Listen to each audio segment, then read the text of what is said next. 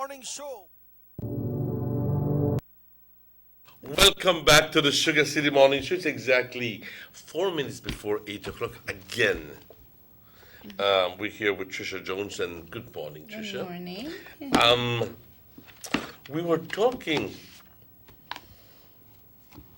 about domestic violence. So she is a domestic violence survivor. That's right.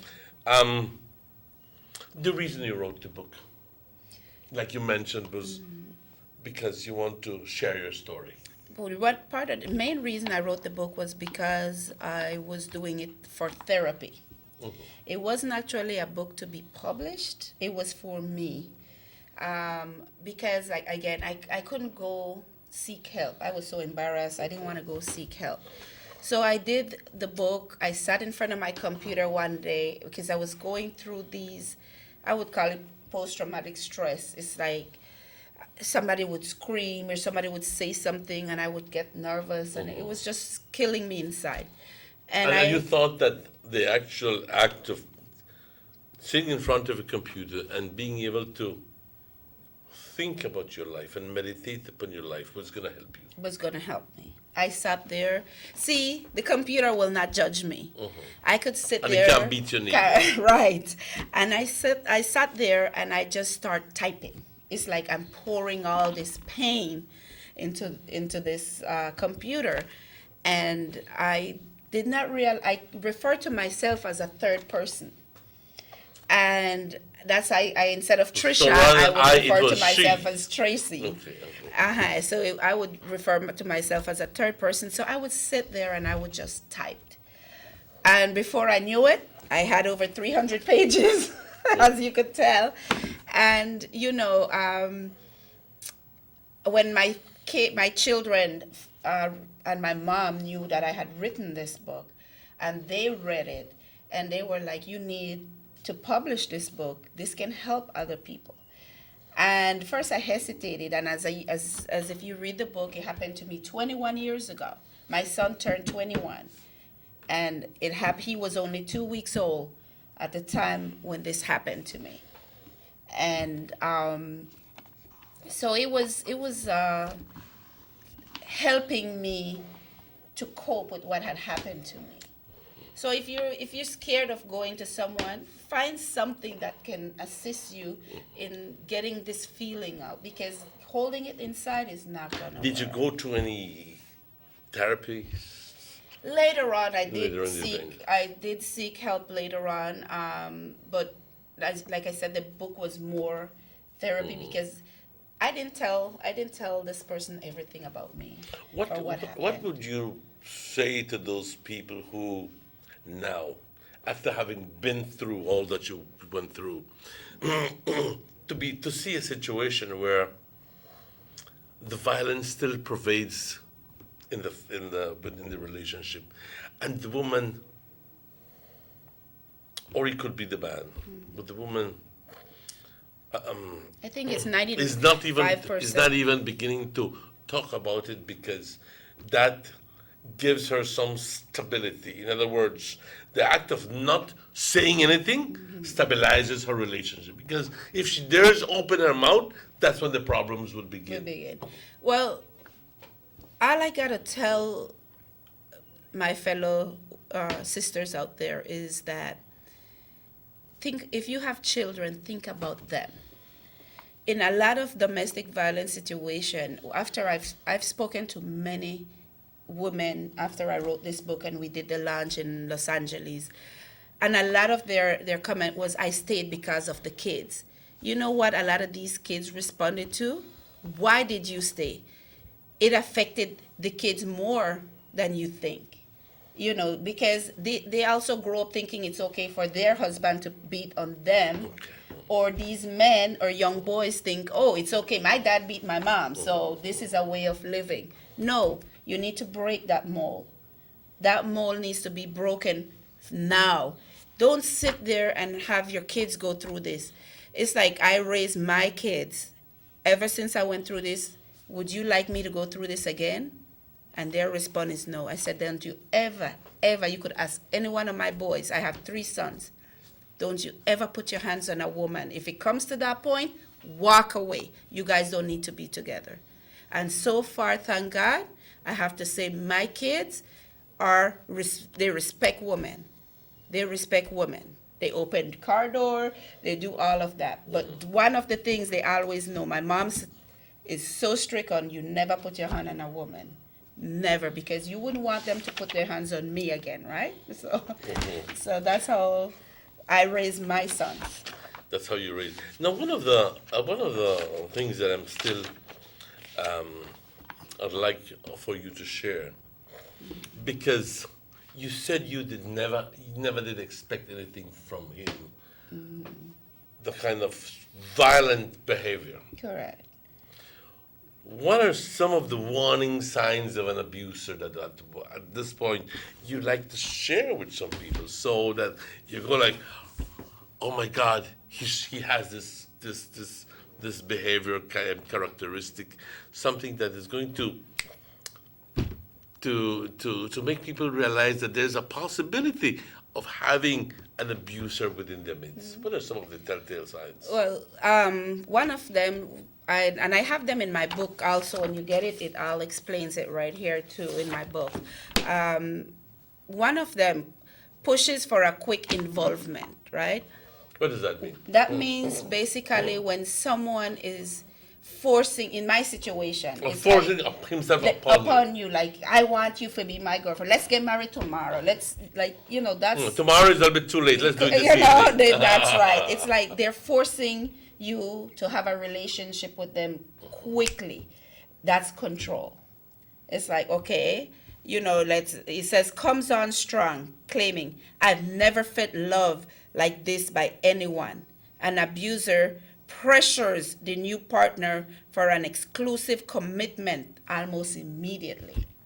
So that's what's one of the biggest. One of the biggest thing is to get you to, and then they tell you what you want to hear. They'll give you this, and some of us. With what ulterior motive? Is it, like you said, control? Control.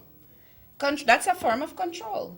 Because so they if want I'm to be not ready, possessive of you. Correct. They want to possess you. It's like they own you. Correct. It's like you would come on to me and, Trisha, let's go to dinner. And I was like, no man, let's go. Just Insistent. want to insist. And then, of course, if I give in, then what? You win. So then the control starts. It's like, oh, if I push hard enough, I get what I want. And then another sign would be jealousy. Jealousy is, to me, jealousy should have been number one.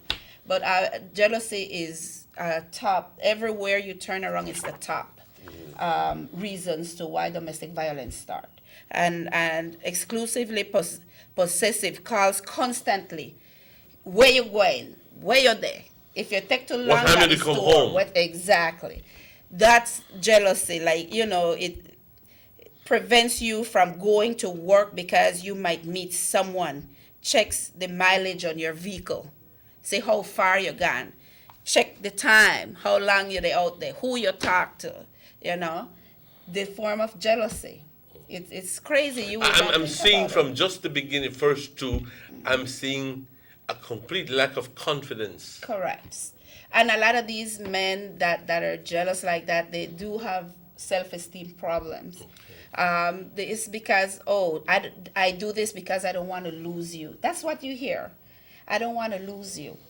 Some of them, they just want to do what they want. Like, have more than one woman. But if you try to say, oh, no, I'm not going to tolerate you in that, then the beating starts. Have you seen that it's more pervasive in Latinos? Or is it more pervasive in blacks? Or is it just across the spectrum? It's across the board. It doesn't have color, it doesn't have age. So that it doesn't Latino have macho stereotype of like, this is one woman and don't touch her and don't look at her, that doesn't... That's not true. It's not true. It goes right across the board. White, black, Latina, Asian, it doesn't matter. It's there. But mostly why people think Latinos, because they boldly do it most of the time. Sorry, but it's the truth. They There you are. boldly Okay. do it. They don't wait to get behind closed doors. They do it in front of anybody. But that's the reason why they think Latinos are more domestic. But no, it's right across the board. Right across the board. Then you have the controlling. If you are late, you come home late, they interrogate you. I just mentioned that. You ¿Dónde estabas? yes, ¿Dónde about fuiste? you ¿Con talk quién estabas? exactly who you talk to and where you work, keeps all the money, insists you ask permission to go anywhere or do anything. That's controlling. Does the person normally permit you to go to work out? Sometimes In other words, so that they can avoid you from having any money. not only money, having you have any type of contact with any males. I've heard a story where this lady, she was locked up in her house. All she had was her house. He locks the door. He goes to work, checks in on her, during certain times. Kidding. Had cameras. I mean, you would hear stories in America that is unbelievable. And she would, if she all she do is peep through the window. This was how scared she was of him. And when her family found out and they were trying to get her out of that, she wouldn't leave because she's like, they threaten you so much that they threaten of hurting your family.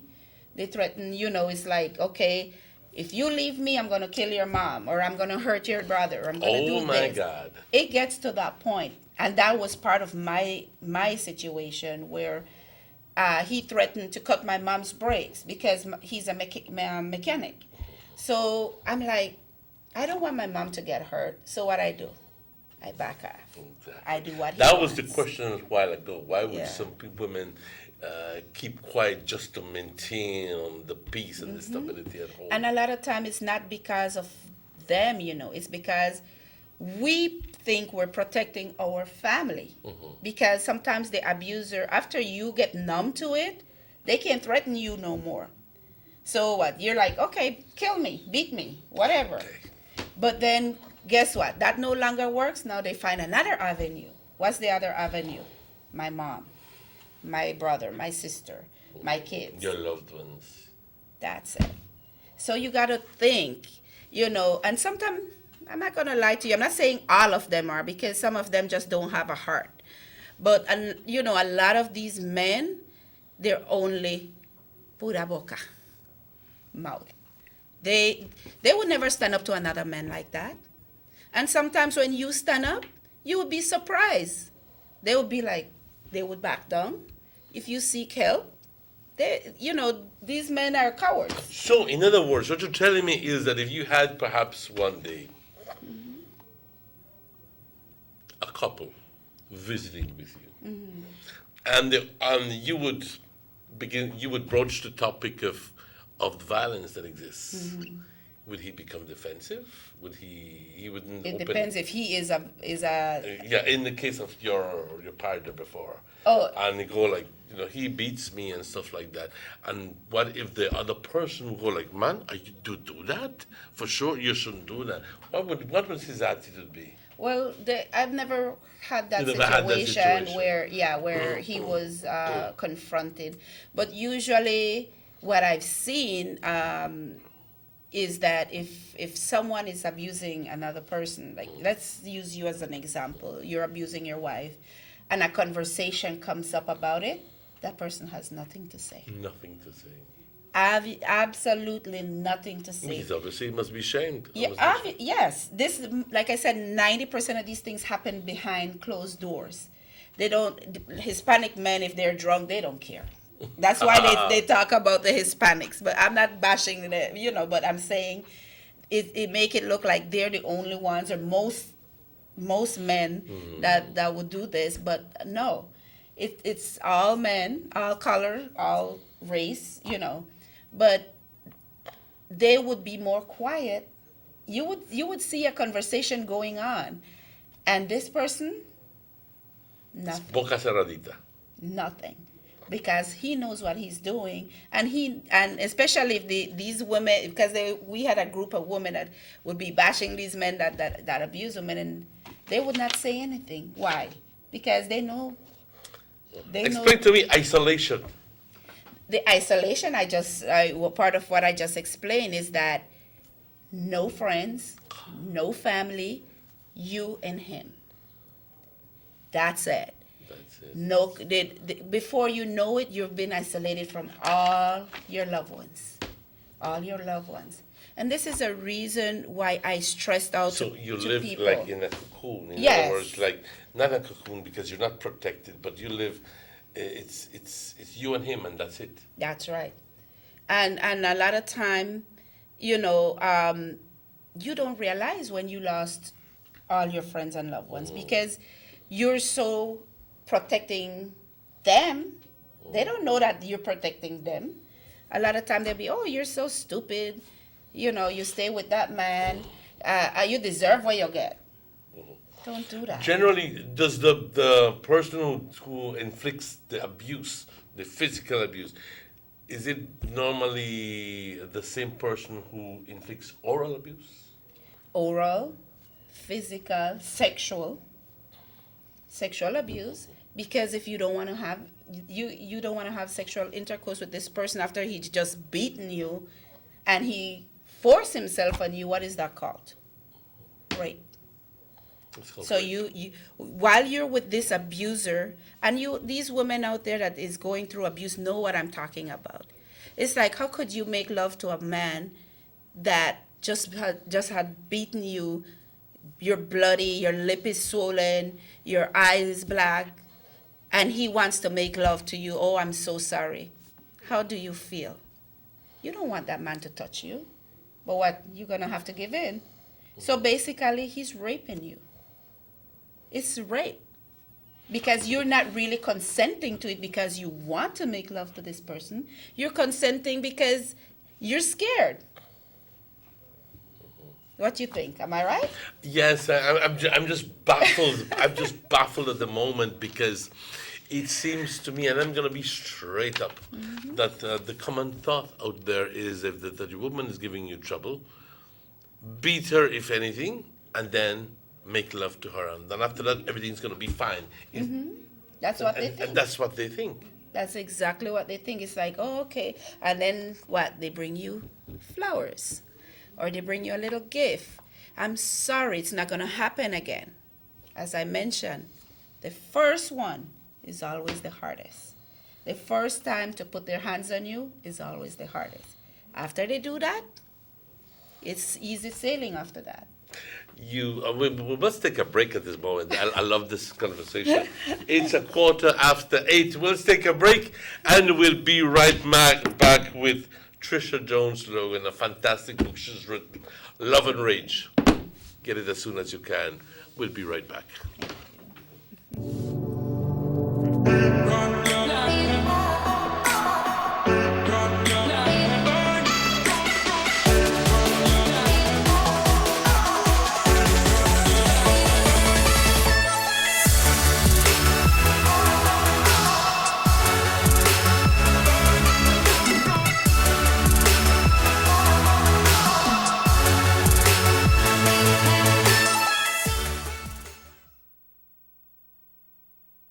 You have an 8-cylinder powerful engine disguised as an aluminum alloy that spins at 8,000 revolutions per minute. Goes like this. You think it's a turbo?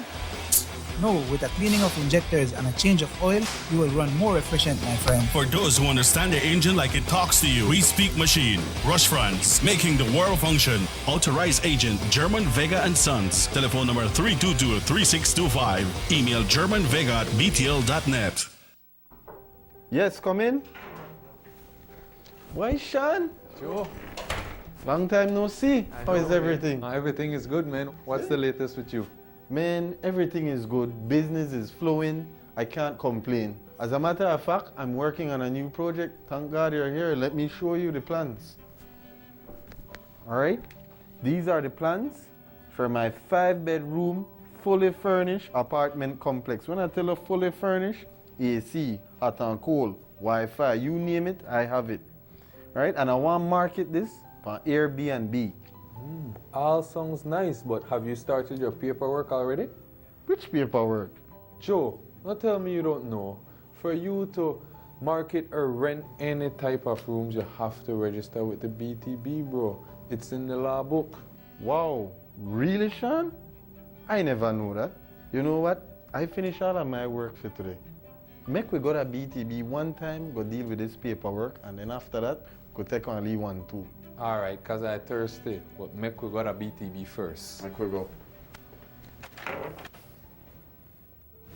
Did you know that if you own or operate a tourist accommodation, such as a room in your home for cash purposes to any guest, local or foreign, regardless of its location in the country, or if you're registered or advertising such room or property with any booking engine or marketing platform such as Airbnb, by law, you must register with the BTB. If you fail to do so, you commit an offense punishable by fine or imprisonment. For further information or assistance, please contact the BTB at licensing@belizetourismboard.org or telephone 227-2420. You can follow us on Facebook too. The Philip Goldson Highway between Belize City and the Philip Goldson International Airport is getting a major facelift to the tune of $31.5 million. Section B of the highway upgrading project between Haulover Bridge and the Buttonwood Bay Boulevard roundabout is underway at an investment of $21 million. Works consist of the full rehabilitation of the road to paved standard, which includes the widening of the road to 4 lanes, lined sidewalks and drains, wide shoulders, median, and parking plus a bus lane at designated sections of the road. LED road lighting will be installed along with road safety features such as signs, reflectors, and road markings. The project will also facilitate in the improvement of underground infrastructure for the public utility companies. The government of Belize, moving Belize forward.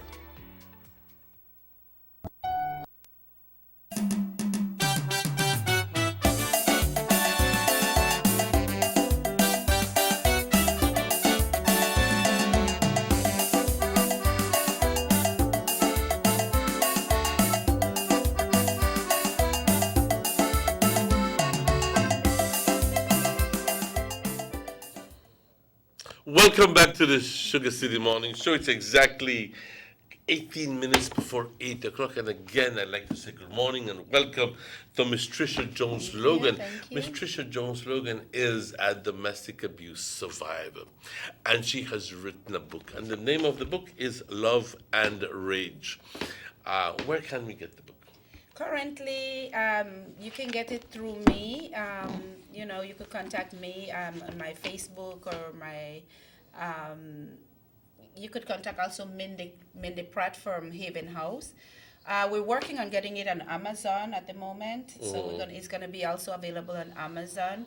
But while I'm here in Belize, if you want a copy of the book, you can reach me. The number is I think it's 669-8800. You can always 669-8800. And that's the number to call if you'd like to purchase a book called Love and Rage. Personal experiences of Trisha Jones, and she wants to share it with you for therapy. If you are going through the similar situation, you can learn from it and make the bold move of moving away from that relationship. That's the big message. But you also mentioned in your telltale signs, the warning signs of how to spot an abuser. You said he's a typical narcissist. He's blaming everybody else for his problems. That's right. Talk to me about that. Okay, basically, blames others for problems or mistake. It's always someone else's fault. It's never Not my mine. fault. Correct. It's like Es culpa de él y de ella, pero no la mía. Correct. And then makes others responsible for his feelings. Meaning, the abuser says, "You made me angry. You made me angry. That's why I did. That's why I beat you, because you made me angry." Instead of "I'm angry," or say, "You're hurting me by not doing what I tell you." So If I tell you, Mr. Ramirez, right? Martinez. Mr. Martinez, sorry, put the book here, and you didn't do it, and I beat you, it's your fault. You didn't listen to me. You know, it's like you're a child.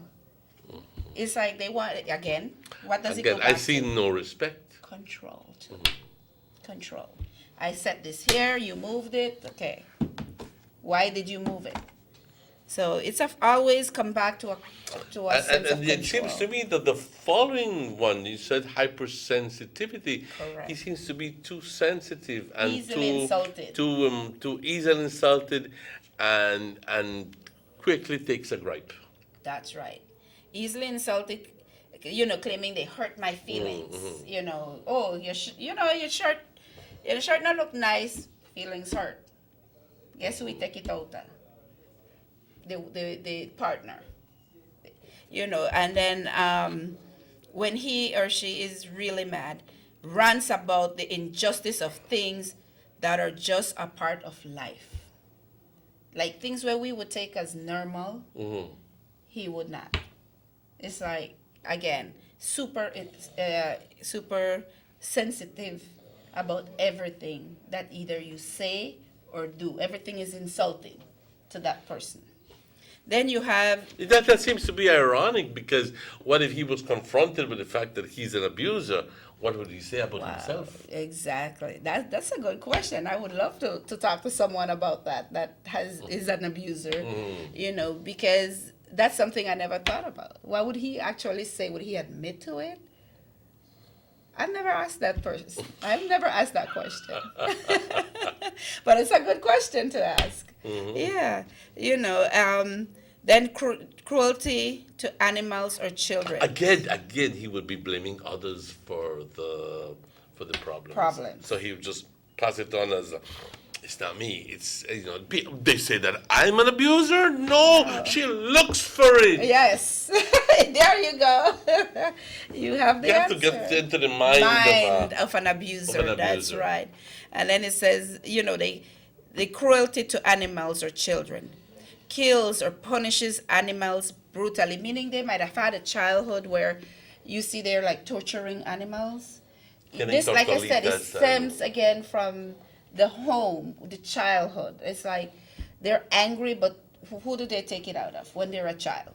The animals, you know. So also may expect children to do things that are far beyond their ability. Whips a 3-year-old for wetting a diaper. Which is, You know, like, or may tease them until they cry, like being mean to a child. 65% of abusers who beat their partners will also abuse children. That's the statistics in America that we got. oh my God. So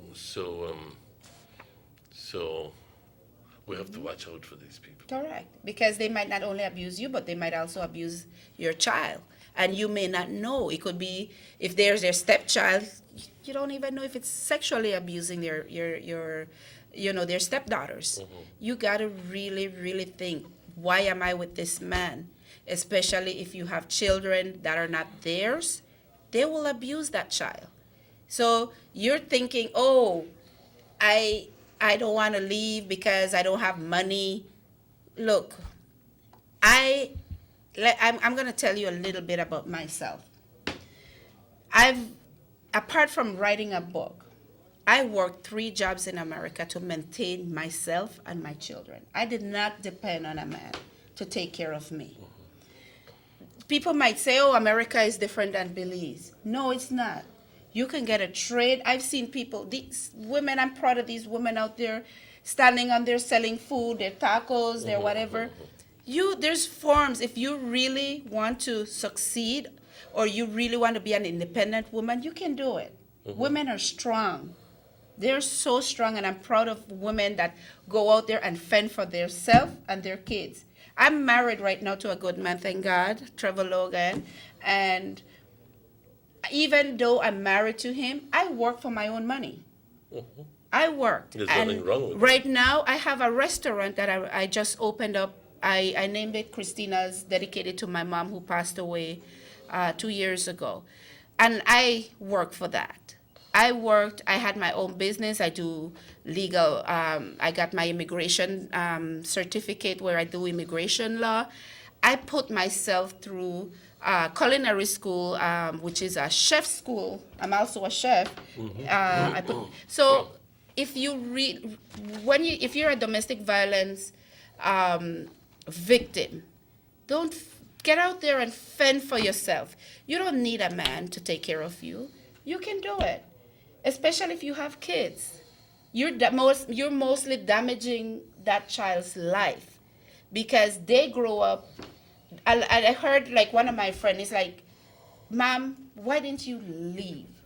You didn't do that for us. You hurt us more," because they're standing there. They can't defend their parents, or I mean their mom. So what they do, they take that. The biggest problem these days is that despite your efforts, despite the book, despite you coming to share your experiences, that kind of behavior still pervades. Still does. And you question, why? Why in the love of God are you going to stay in a relationship that is abusive? When you get your ass beat, sorry for the word, for every single little thing. And where you're even ashamed to see your children to the eyes because they know that They you're know. being beaten. That's right. Can I share a little chapter of my book? Certainly. So they could hear for themselves. Let me just read a part of chapter 1 here, and you guys, if you guys have any questions, I guess you guys can call in or whatever. Yeah, you can. 302-2170. That's the number to call if you'd like to share your emotions, if you'd like to share your experiences, whatever you'd like to give her support, please do. I would love to hear from 302-2170. you guys, sincerely. Let me start. I'll read a part of chapter 1 for you guys, and then you guys would feel where I'm coming from. This story, again, is about my life. Bleeding profusely with a fractured right hand and a hold in the left hand, and purple from head to toe. She hid behind the door as her mother entered the house, yelling her name. "Tracy, Tracy, why is this baby crying like that? Where are you? What are you doing?" Tracy slowly crawled out from behind the door. She could hardly move. "Oh my God, oh my God," her mother yelled as she ran and held her daughter in her arms. "Who did this to you?" she asked as she grabbed the telephone and called the police. Before her daughter could tell her who did it, she already knew who it was, as the 911 operator answered the phone. She broke down and cried hysterically as she told the police that her daughter's common-law husband had just beaten her daughter severely and may have broken her hand, and that she needs medical attention urgently. She gently picked up her grandson and held him tenderly until he calmed down. After Regina, who's Tracy's mother, hung up the phone with the 911 operator, she helped her daughter take off her bloody clothes and put her in the shower to get cleaned up. She then dressed Tracy and brushed her hair. As she brushed her daughter's hair, tears ran down both their faces as Regina mumbled underneath her breath, "I will kill him. If I see him in front of me, I will kill him." Her daughter sat there in severe pain, moaning and groaning as she sat on the sofa next to her mother. Let's take a little break there because the dad, obviously Trisha is Tracy. Yes. Tracy, I'm going to call you Tracy at the moment. Did it ever happen where your parents actually, or any family member, got home and saw you there, and how did it affect them? Yes. Your family, Yeah. when they saw that you had been brutally beaten? This incident was actually the first time that my mom actually saw me abused. As I mentioned, How did it I affect hid your it. mother? Oh, horribly. She, as I mentioned here, she wanted to kill him. She was like, if I see This is him, what impacted me. I said, I will kill him. I will kill him. My mom felt that way. My mom was so angry that she was to the point of wanting to go hunt him down and kill him. Because she's looking at me. My whole body is black and blue. My hand is fractured. One of them had a big hole in my hand. And my mom was like, wow, So that was the actual first time that she caught me with all these bruises, over my body. And it was horrific for her. Wow. That's quite a hell of a story for your, a hell of a thing for your mother to go through, believe me, to actually walk into her daughter's house and see her in that situation. Correct. I think that any mother would do the same. Correct. Any mother would do the same. And how have your experiences with this individual taught you to be a better person? In other words, saying, okay, I knew that sometimes mentioning these things would trigger him to be abusive. I will never do that again with my new partner. I'll try to be more tactful. I'll try to be more respectful. I'll try to be more sensitive. Talk to me about how you have grown out of that experience. How I grown out of it, it took me a while before I even wanted to date someone. My husband I have to say he's one of a kind, in a sense that they have good men out there. I have to say that. As much as he was pursuing me, I didn't want to get into any relationship. I had decided I didn't want to get married again. I didn't want to have a man in my life. It was going to be me and my children. However, my husband had all the patience, had all the time, and he said, I have nowhere to go. I know what you've been through, and I'm here for you Did no he matter know what. what you've been through? Well, he found out Eventually. why I didn't want to date him, why I didn't want to go out with him. And he took his time with me. He took his time with me. He dated me, slow. He took his slow time. I have to say really slow. And we were seeing each other, and it was a year later before we even got intimate or got involved with each other. That's how long, before I decided to, okay, let's date. What was the reason why you didn't want it? Was it just fair? Fear was one of it, because I was to the point where if another man put their hand on me, I will kill them myself. I will go to jail, So it was fear.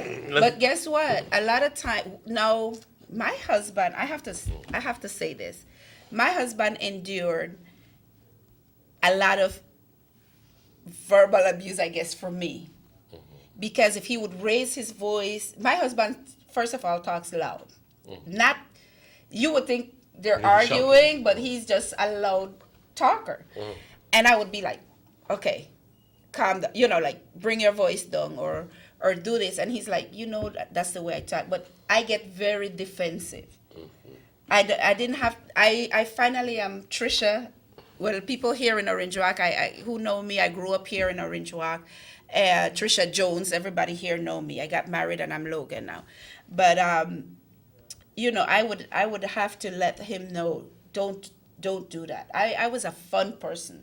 And now I'm that fun person again.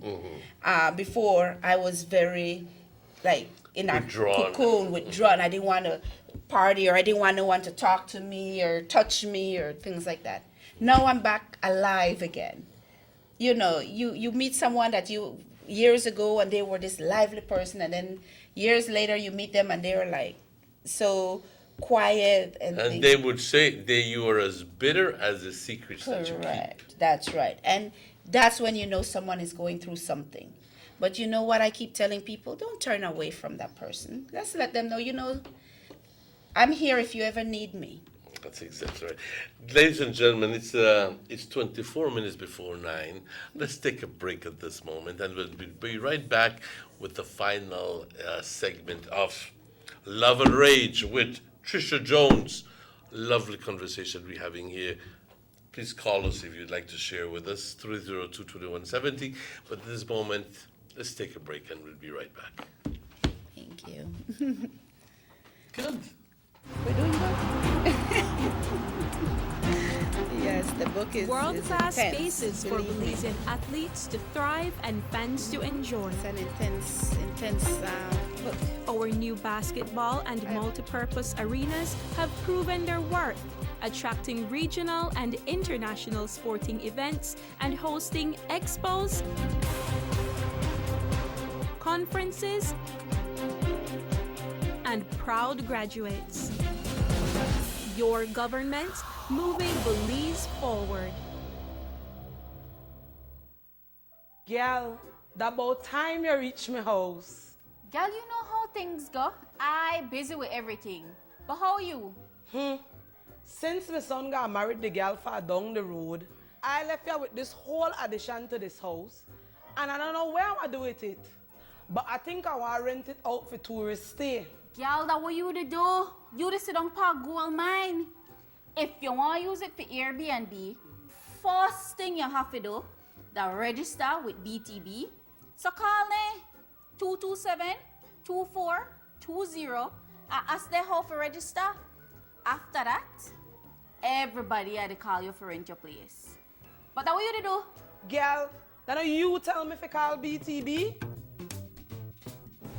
Did you know that if you own or operate a tourist accommodation, such as a room in your home for cash purposes to any guest, local or foreign, regardless of its location in the country, or if you're registered or advertising such room or property with any booking engine or marketing platform such as Airbnb, by law, you must register with the BTB. If you fail to do so, you commit an offense punishable by fine or imprisonment. For further information or assistance, please contact the BTB at licensing@BelizeTourismBoard.org or telephone 227-2420. You can follow us on Facebook too. Have you ever noticed the development that's taking place in your town or in your city? Maybe it's because you've been too busy enjoying the results.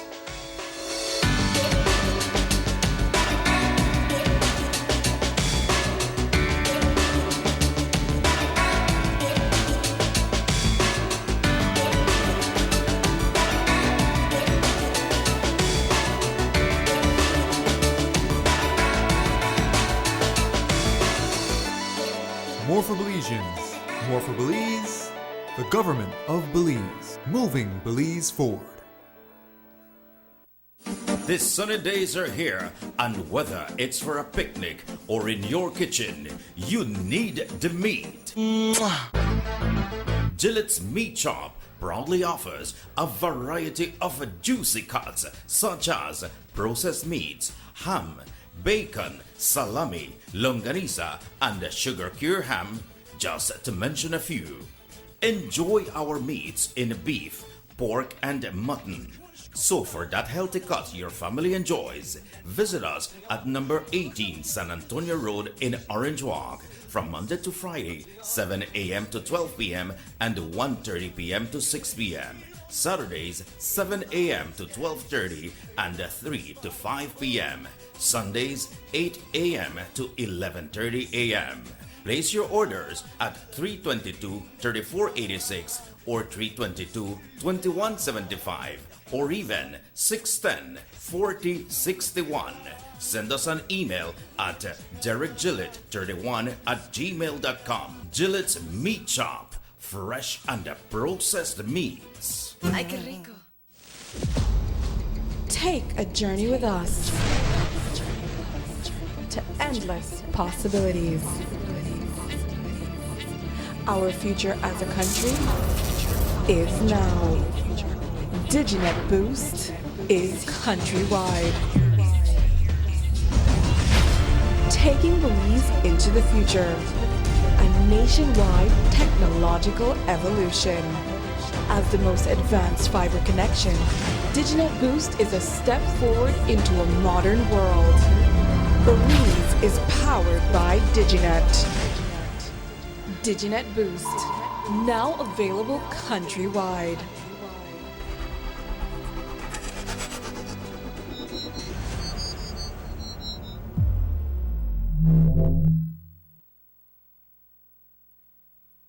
Six cylinders to pure potential and better performance. It looks like it vibrates. You think it could be the horsepower? With a quart of oil and the calibration of the injectors, it will start to get the watchers again on the street. We take a motor to its optimal level. We speak machine. Rush France, making the world function. Authorized agent, German Vega and Sons. Telephone number 322-3625. Email germanvega@btl.net.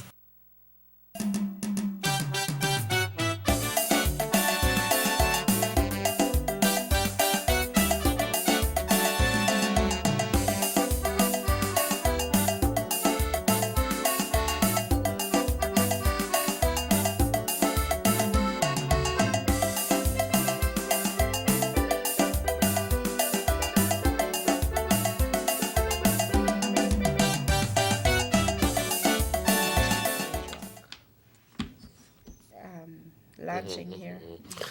Welcome back to the Sugar City Morning Show. It's 18 minutes before 9 o'clock. Again, very glad that Miss Trisha Jones is here with us. Miss Trisha has written a book, Love and Rage, and she'll be launching her book actually here in Orange Walk on Thursday. On Thursday, yes. Where will it be It held? will be at the Sandy Hunter Library from 10 to 12. We'll be there. And they'll be signing signing books. If you signing guys books. would love to come and join and us. obviously, if you'd like to purchase the book and for your own personal library, you'll be able to purchase one from Trisha and also be able to speak to her. That's right. There's a lot of pain out there, and I know it. But sometimes, for the same reason that Trisha at first was reluctant to share, because of embarrassment, because as you would say it here, where is it? You said it very. You said it here that because of embarrassment, because of being afraid to be called so many things, that you kept in all this pain within you, and you knew that you were hurting, but you wouldn't share it because you're embarrassed. Pride is a hell of a thing. That's right, privacy. You know? So, but if you're going through that and you want to share with somebody those feelings that you have, that anger that you have because you feel that you can't do anything, I'd invite you to speak to Trisha this Saturday, this Thursday. Thursday, yeah. Thursday in the morning. The 28th. And pretty much that she and I are having a beautiful chat this morning about the book Love and Rage. I'm inviting you to be a part of this launching, and you can be able to speak, because it says love is a powerful chemistry between two people that claims unconditional fondness for each other, but sometimes love can be confused with lust. And I know that sometimes you feel that, hey, I don't mind beating as long as I get a good. You know what I mean. I can't say the word. But it's time for you to pick up yourself. That's right. Respect yourself. Say no more. And say no more. No more. And say, hey, hasta aquí. Ya. Yeah, no más. No más. That's right. Tu mensaje a las mujeres allá afuera. Well, this is what my final thing is, I tell people, just stop and think before you would ask a battered woman, why do you stay in an abusive relationship? Why are you so weak? You are so stupid to stay or you deserve what you get. Just stop. Stop it. Think before you say something. Until you have been in that situation, no answer a better woman gives you will be to your satisfaction. There is no way you can understand what that person is going through or why they stay. Your judgment only hurts or further shames the abused women. This only makes these women shut down even more, makes them don't want to say anything. Remember that abuse is not just physical. The effects of psychological abuse is just as damaging as the physical. You should never judge anyone in any domestic violence situation. If you have nothing good to say, don't say anything at all. Don't pressure them into, leaving that person, as that make things even worse. You ever heard the saying, the more you tell someone to leave, the more they stay? That's why I said, don't pressure them and say, just leave this, leave. They will know when that time comes. Because, make I tell you something, it takes somebody nearly, 8 times before they actually leave? Believe me, they've been trying to leave. But that fear, that control, makes them stay. And if they don't have anyone that says, I'm here, extend your hand. Just let them know, you know what? Whenever you're ready, I'm here. That's all they need. All they need to hear is that you would be there for them when they're ready.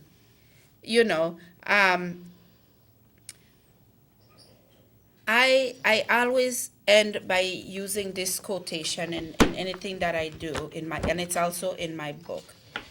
It says, life can be hard, and a healing process can be quite long and slow. But remember to be strong. And most of all, don't ever give up, because life is what you make of it. Life is a journey, not a destination.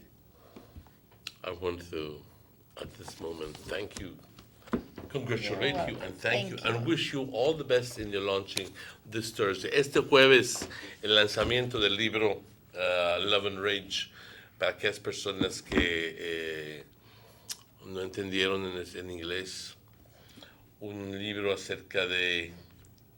Violencia doméstica. Ella es una sobreviviente de violencia doméstica. Obviamente ya no está con esa persona. Right. Y por todas las razones del mundo, ya no está con esa persona. Pero en este libro habla acerca de sus experiencias. Y por qué es que al principio se negaba de abrirse y se negaba de ir a buscar ayuda, pensando de que él lo puede mantener encerrado, lo puede mantener en secreto, aguantar los golpes, pero callar y doler en privado. Pero llegó un punto cuando ya no pudo más y ya el alma ya lloraba, decía, quiero un cambio, ya no aguanto esto. El cuerpo ya decía, ya no aguanto más. Y llegó al punto cuando tuvo que cambiar su vida drásticamente.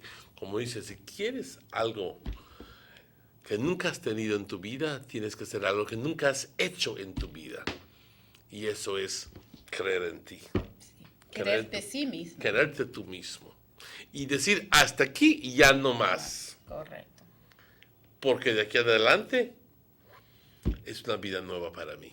Correcto. Todo lo que tienes que hacer es creer en ti. Creer en tu capacidad, creer en ti, en los poderes y los regalos que Dios te ha dado para que puedas sobrevivir. Y aún más, no solo sobrevivir, sino vivir en paz contigo mismo, vivir en paz con las personas alrededor de ti y estar en paz con tu Dios también. Al final del día, ¿qué es lo que queremos? Sino vivir en paz. Correcto. Yo te quiero felicitar de nuevo, dar las gracias y desearte todo lo mejor. Y ojalá y que tu mensaje salga fuertemente. Y ojalá y te quiero ver en Oprah. Oh, my God. You never know. You never know. Las 8:51. Recuerden que este show se repite por la noche. Hoy por la noche a las 9 de nuevo. It's going to be back at 9 o'clock. Y de todas formas, primero Dios, estaremos con ustedes mañana a la misma hora. Mañana tendremos al ministro Elodio Ragón hablando acerca de sus proyectos, sus programas que tiene en lugar para su división. Así que no falten vernos mañana a la misma hora. También quiero darle gracias al equipo de producción. Muchas gracias. Al nuevo de ti, a Trisha. Todo lo mejor, todo mi cariño, todo mi respeto, todo lo mejor para ti y a ti, tu familia. Gracias. Y a toda nuestra audiencia, muchas gracias por escucharnos. Y a aquellos individuos que están escuchando y diciendo, qué suerte tuvo la señora de salir de esa relación. Tú también puedes hacer lo mismo. That's right. Créeme, simplemente te toca creer en ti y decir ya no más. Quererte y creer en ti mismo. Quererte tú mismo y creer en ti mismo. Y decir yo puedo, porque hasta aquí ya no aguanto más. Yo les dejo con eso y les digo gocen su día, tengan un feliz día y primero Dios, nos veremos mañana a la misma hora. And Se I see you cuidan guys todos. on Thursday, hopefully. Hasta luego. Have a good day. Bye.